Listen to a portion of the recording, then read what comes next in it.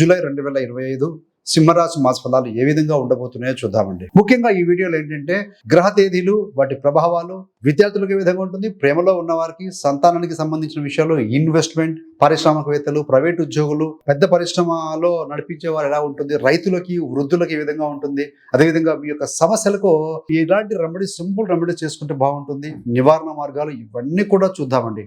చివరిదాకా చూడగలరు. నచ్చితే లైక్ చేయండి, 10 మంది బంధుమిత్రులకు షేర్ చేయగలరు. ఈ యొక్క రవిగ్రహం 16 జూలై నుండి మీకు వ్యయ స్థానంలో రావడం వల్ల, కర్కాటకంలో ఉండటం వల్ల ఖర్చులు కాస్త అధికంగా ఉంటాయి. బహుదూర ప్రయాణాలు, 500 కిలోమీటర్లు పైబడి ఏదైనా బహుదూరం కిందిగా వస్తుంది. కొంతమందికి విదేశీ ప్రయాణాలకు కూడా అవసరం కావచ్చు. మరి ఈ యొక్క కుజగ్రహం చూస్తే 28 జూలై నుండి 2వ స్థానం అయినటువంటి కన్య రాశిలోకి వస్తుంది. మాటపై చాలా నియంత్రణ అవసరం. కుజుడు శక్తికి కారకుడు అండి. సో కాబట్టి అంటే దూకుడుగా వ్యవహరించిన దూకుడు మాటల వల్ల ఎదుటి వాళ్ళు ఇబ్బందికి గురయ్యే అవకాశం ఉంటుంది. సో హఠాత్తుగా మాట్లాడి ఇతరులను బాధ పెట్టే అవకాశం ఉంటుంది. కాబట్టి మాట నియంత్రణ చాలా అవసరం. దీంతో ఎన్నో పనులు మీకు జరుగుతాయి కూడాను. సో అదేవిధంగా ఈ యొక్క కుజుడు మీకు కుటుంబ స్థానంలో ఉన్నారు కాబట్టి, సో నెగిటివ్ ఆస్పెక్ట్ లో చూస్తే మాట పట్టింపులు, గొడవలతో పాటుగా పాజిటివ్ గా చూస్తే ప్రాపర్టీ సంబంధమైన బెనిఫిట్ కూడా మీకు కలుగుతుంది అని చెప్పాలండి. మరి శుక్రగ్రహం 26 ఈ యొక్క జూలై నుండి 11వ స్థానంలోకి వస్తారు. గురుడితో కలుస్తారు.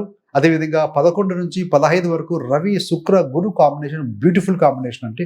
సో దీనివల్ల ఏంటంటే ఈ యొక్క రాజయోగం వస్తుంది. అంటే గజలక్ష్మి రాజయోగం అంటారు. లాభస్థానంలో గురు శుక్రులు కలిసి ఉన్నారు, గజలక్ష్మి రాజయోగం ఉంటుంది అని చెప్పబడుతుంది. దీనివల్ల ఏంటయ్యా అంటే ఆర్థిక లాభాలు, డబ్బు రాబడి బాగా వచ్చే అవకాశం బలంగా ఉంటుంది. సో ఇది పాజిటివ్ గా చెప్పుకోవాలి. ఈ యొక్క సింహరాశి వారికి ఆరోగ్య విషయంలో చూస్తే మీకు అష్టమ శని ఫామ్ అయింది ఏప్రిల్ 1వ తారీఖు నుండి. దీంతో ఏంటంటే చిన్న చిన్న అనారోగ్య సమస్యలు వచ్చి ఉండవచ్చండి. 13 జూలై నుండి ఈ యొక్క శనిశ్చరుడు వక్రీకరిస్తున్నారు కాబట్టి ఆరోగ్య విషయంలో వాటిని సరిదిద్దుకునే అవకాశం కూడా బలంగా ఉంటుంది. సో మొత్తంగా చూస్తే ఆరోగ్య విషయంగా ఆ విధంగా ఉంటుంది. మరి సంతాన పరంగా చూస్తే ఈ యొక్క పంచమ స్థానాధిపతి గురుడు మిథునంలో ఉండి శుక్రుడితో కలిసి స్వస్థానం మీద దృష్టి పెడుతూ ఉన్నారండి.